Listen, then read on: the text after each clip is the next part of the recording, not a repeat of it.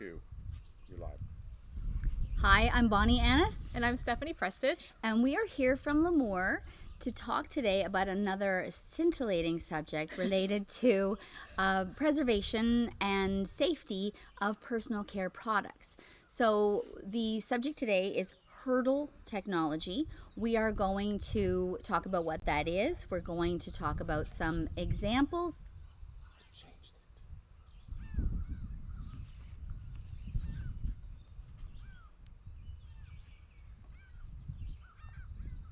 Yeah, you're there. Hi. We're live. We're in the right channel now. Okay. Okay. Excuse our technical challenges. Live and unscripted. Yes, exactly. And yeah, no editing. No editing. We No are editing. real. Yeah. Okay, where did we get to? So today we're talking Hurdle. about preservation of personal care products using hurdle technology. So the concept behind that is Trying to, in a product formulation, when we talk about microbes, when we talk about pathogenic things, how to completely eliminate in a product formulation or control. okay. So the idea being, and I've got an analogy here, and it takes me back to grade 8 track and field. Obstacles. So I don't know if you've ever been in grade 8 track and field, or it could be grade 6. I've tried to block it out as much as possible because of the trauma. You're running a hurdle race. You run, run, run, you jump over the hurdle. You run, run, run, you jump over the hurdle. The idea of hurdle technology is to trip up the microbes before it gets to the end of the race being a spoiled product. So it just puts obstacles in your way, or in a microbe's way, to prevent it from spoiling your product. And so it's not depending, so unlike parabens or formaldehyde releasers or anything like that, it's not depending on just one thing to spoil, to protect your product. So parabens, you'd get 4 parabens: methylparaben, propylparaben, And all the rest. and all There's the rest. many. So, and they all do something different. Methylparaben is a broad spectrum and antibacterial. Then there's fungicides. Then there's things that prevent spores. So those are simplistic. You put that in, that can't grow. But the reason you can't do that with Esse is because you need to leave the good stuff in there. You need to make sure it's live to protect you from, to be able to do what it needs to do. And then There's that, and that's also at the point of talking about skin microbiome, sort of going there, is what you put on your skin, is it disrupting your skin microbiome as well? right. Is the preservative system so high that it's even destroying the good that is supposed to live on your skin? I think that is a topic that we need to explore for another day. Yeah. I mean, what is the effect? We've talked about in the past, over the years, parabens and their role in the body. We know that the body hangs on to parabens, but what we don't know is the role of preservatives, parabens, formaldehyde releasers, their role on the skin microbiome and your own skin barrier. So before we get into what Esse does to preserve its products, I'd like to have a comparison that we can both relate to, because you and I, we have this in common. We like to preserve food. So hurdle technology, the great analogy, is like canning. Yeah. So I make pickles, you make pickles? Yep. Yeah, salsa? Yep. Yeah. Tomato sauces. Jams, all the preserving that we do at home canning. What makes it safe is hurdle technology. It's not technology in terms of cutting edge scientific research. No, but it goes there. It does go there, but it's very simple, okay? How do we ensure that a pickle, for example, is safe from pathogens? Yeah, quite a few things. So when you look at hurdle technology, you need your canning food to be acidic, not alkaline. You need to sterilize your jars. You have to use glass. Your packaging is super important. And the sealing in the top of the lid's super important as well, so that it seals, it's gone through its boiling process, and then the ingredients you put into the jar also determines if it will be safe to eat or not. Did you put enough salt? Did you put enough sugar? Did you put enough vinegar to water ratio? And what does the vinegar do in that process? What is the role of vinegar? Acidity. Acidity also makes your pickles taste really good. Yeah. But yeah, the acidity changes the pH. Yeah. And the pH then prevents spoilage of your product. That, and they even, the most, I guess, most traditional way of hurdle technology is fermentation. Like, think of making sauerkraut, Okay.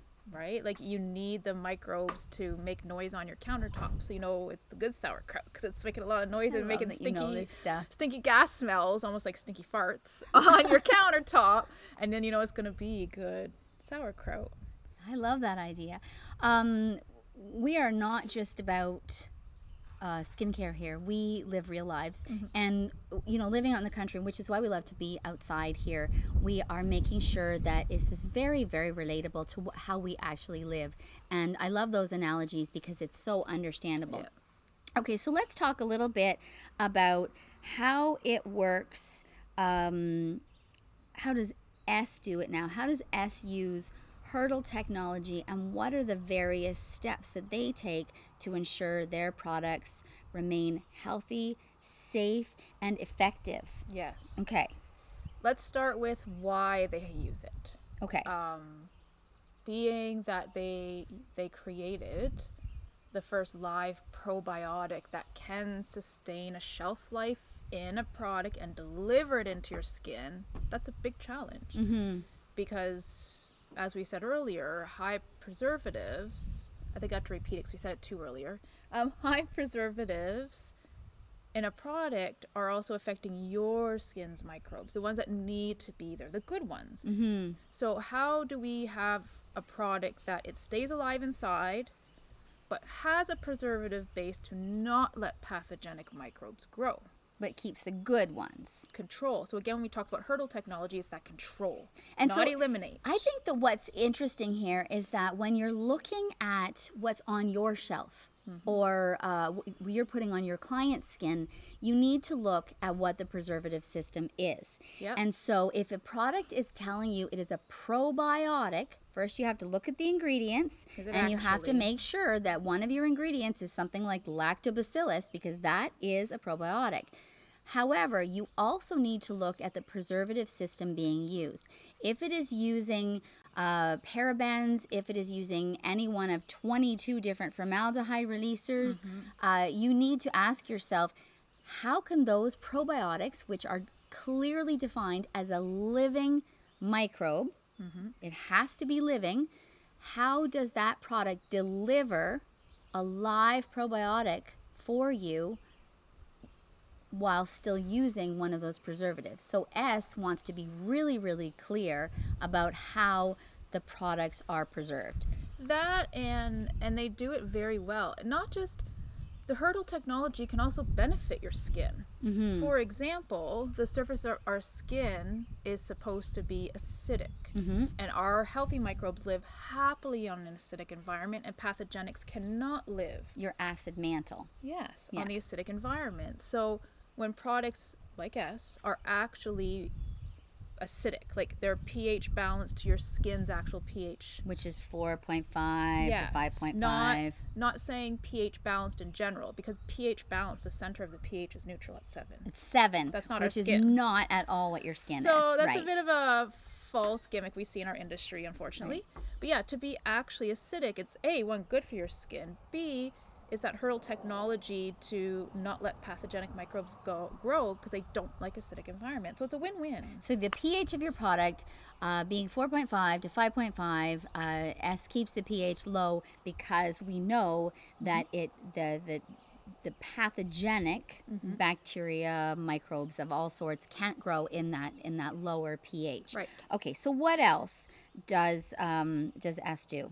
One thing I find really unique and fascinating and amazing is having a preservative system of natural raw material ingredients, but that breaks down on contact to the skin. I think that's absolutely amazing technology. That, yes, you need a slight preservative. You do. Let's be very honest.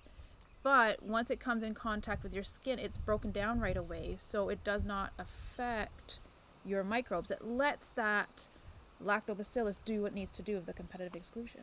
Okay, and competitive exclusion, for those that may forget what it was like being in school, is it means that there's so much of the good stuff there, the stuff that you want, that the bad stuff can't live. So I think that's and look really at our valuable. other YouTube videos. Right, absolutely. There's when we lots talk more about them. We do this every 2 weeks. Come Yeah. and join us. So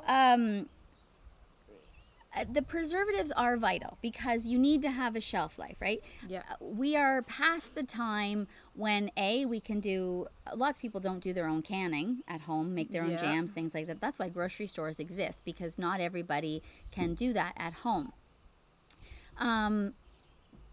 Same with commercially prepared personal care products. Yes. You need to make sure you have a shelf life. Otherwise, you'd be coming to our warehouse every day. We'd be ordering every day, and you would then say, "Okay, here's today's products," and you'd keep it in the fridge. And we don't want to do that. That's not sensible. The warehouse would be a refrigerator. Everybody would be in their winter coats in the summer. Okay. That's not good. I've been to a cheese store that does that. That was fun. Yeah, in Quebec. It was great. So what else is Esse doing in terms of what the preservatives are, what the compounds are that Esse uses to keep its products viable commercially? Packaging. A significant one is packaging. Okay. Utilizing packaging to keep the product safe. So, for example, we've shown in a lot of our other videos the packaging, and it's ambered glass, it's dark glass, so ultraviolet rays are not affecting and spoiling the product.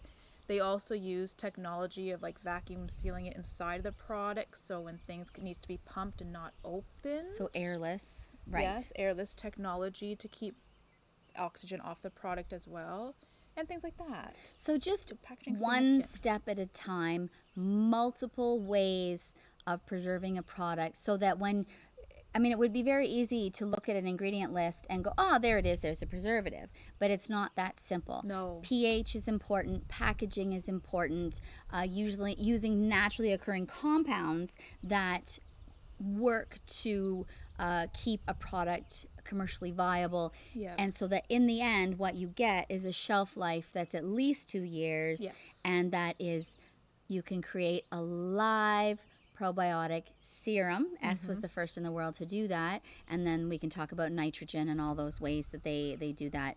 That's another topic for another day. But step by step, creating obstacles for microbes, for pathogenic microbes, so they can't grow. So I hope this was helpful. I enjoyed talking about it, and I want to know how to make sauerkraut now.